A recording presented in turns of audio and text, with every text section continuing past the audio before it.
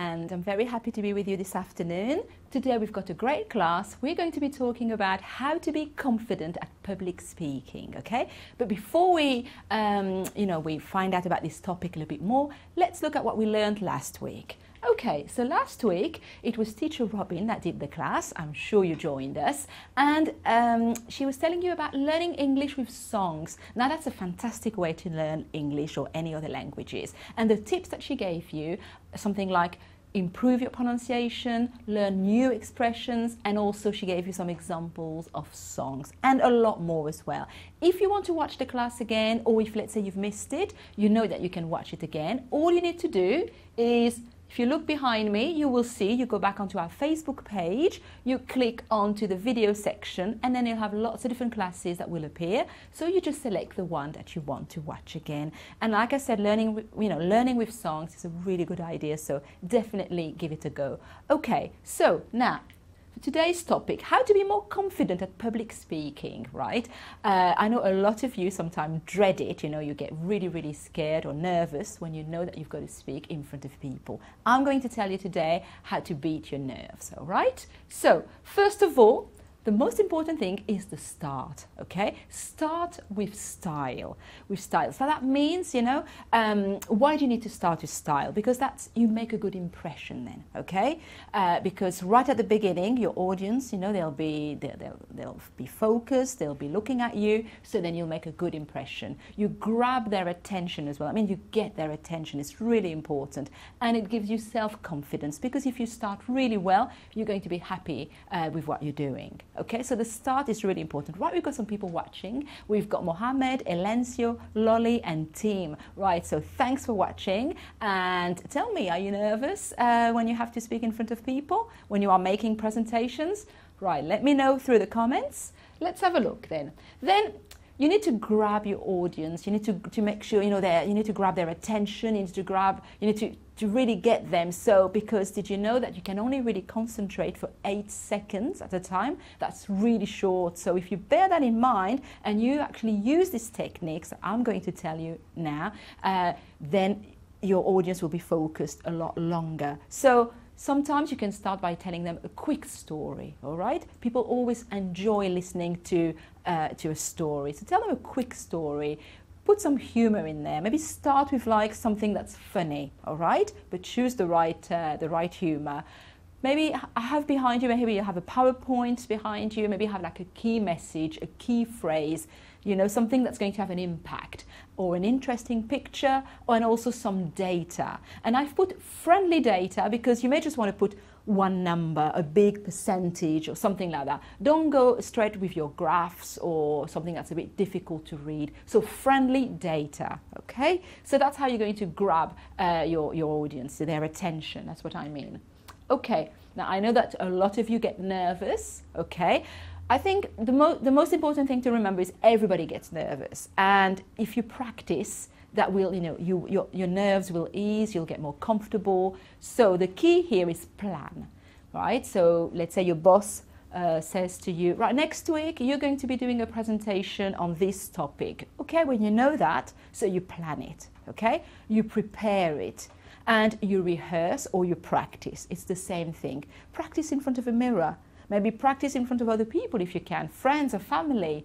Lots of techniques. If you're really nervous, maybe try to record yourself and then have a look at what you want to improve or what you want to stop. So really here, practice is key. And when you're actually on the day, you'll feel a lot more comfortable. Then I've just said to you, make a good start, because that will boost your confidence. Believe in yourself as well. And one of the things that I always say, don't apologize. These people who get in front of an audience and they say, I'm sorry, this is the first time I'm doing this, I'm a little bit nervous. No, don't try to get empathy from your audience, Don't apologize. If it's the first time, don't tell them. They don't need to know. So make sure that you do all this, because that, you'll be able to feel more comfortable.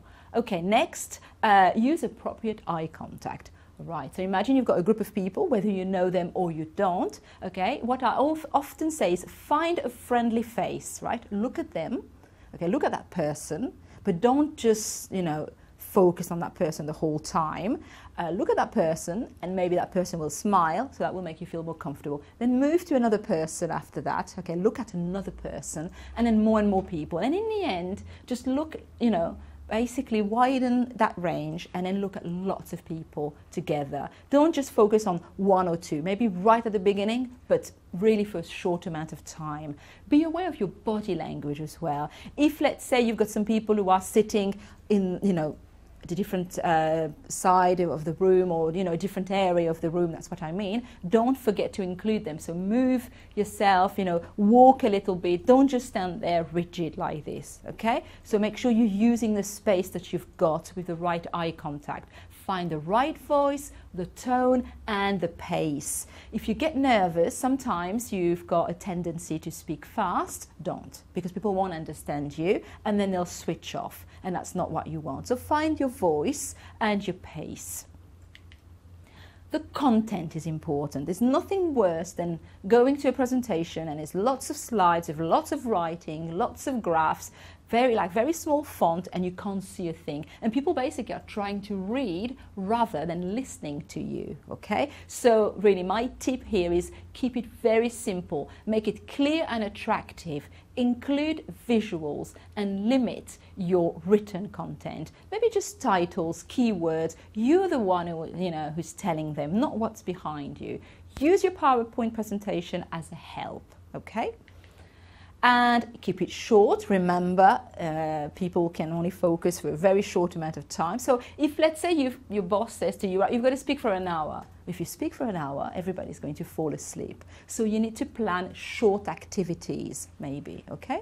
Like a little bit of a training session, some questions, and try to engage your audience. And that's what it means. It's just ask them questions.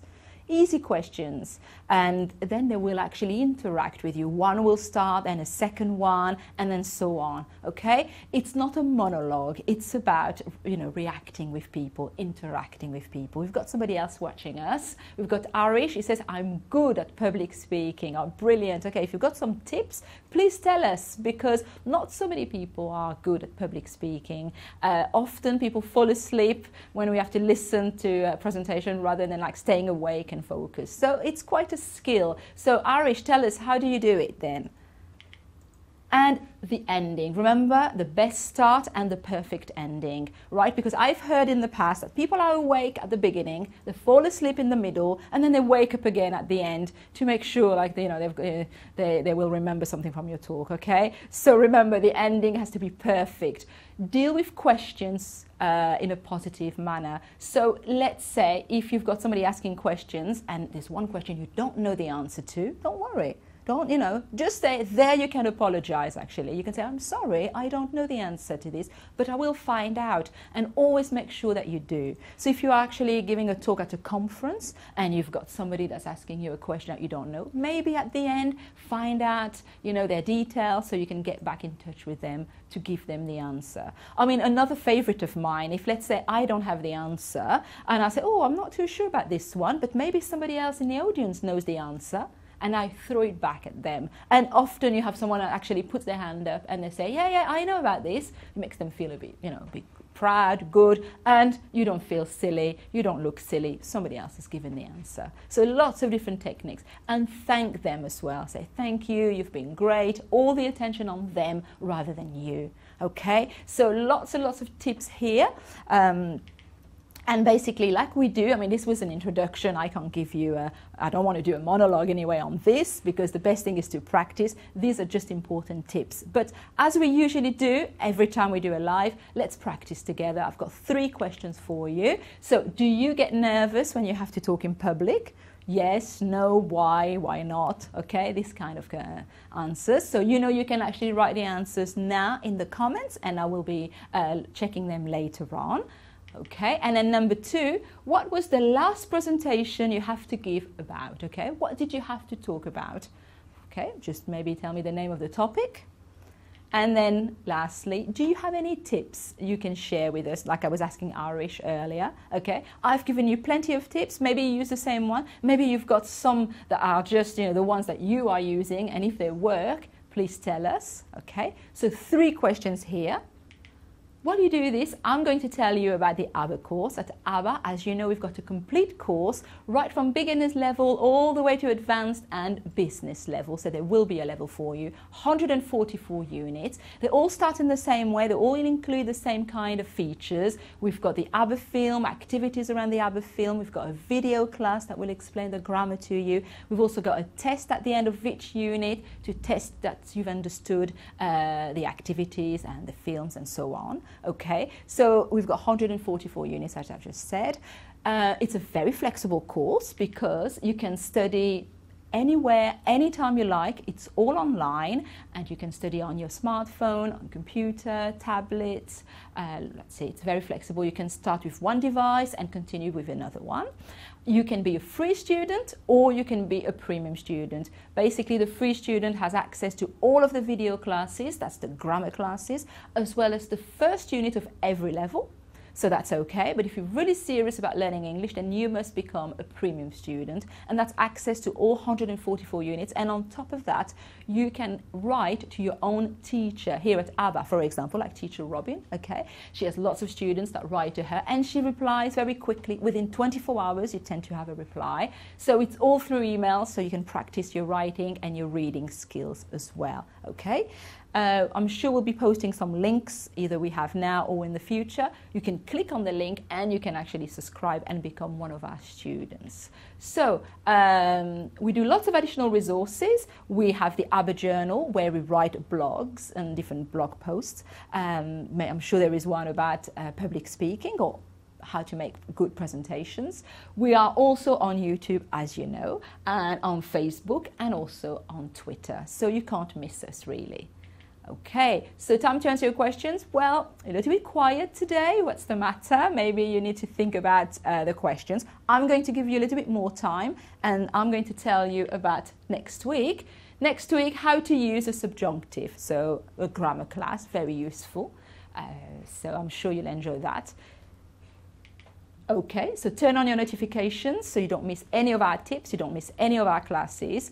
And now is the time for me to say thank you very much for watching, and I hope that you can write more comments and then I can reply to you later on, even though we are not live. I'm always checking your comments, so please write. Okay, thank you very much. Bye-bye.